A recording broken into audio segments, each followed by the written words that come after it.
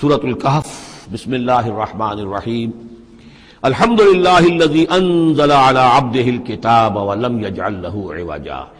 یہ پوائنٹ میں نوٹ کرا چکا ہوں کہ آخری آیت کیا تھی؟ قل الحمد للہ، کہو قل حمد اللہ کے لیے ہے۔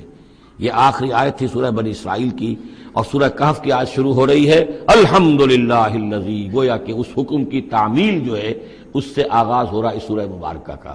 اس کو میں نے کہا تھا یہ انٹر لاکڈ ہیں دونوں صورتیں جو ہیں، جیسے آتا ہے تورات میں کہ حضرت یعقوب اپنے بھائی عیسو کی ایڑیاں پکڑے ہوئے تولد ہوئے۔ یہ جڑواں پیدا ہوئے تو دو بھائی عیسو اور یعقوب۔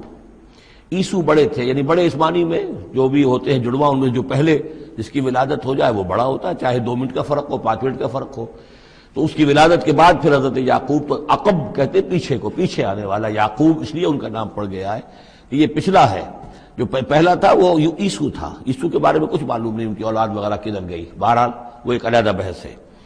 تو اسی طریقے سے یہ سورہ کہف جو ہے گویا کہ سورہ بنی اسرائیل کی ایڑیاں پکڑے ہوئے قرآن مجید میں وارد ہو رہی ہے۔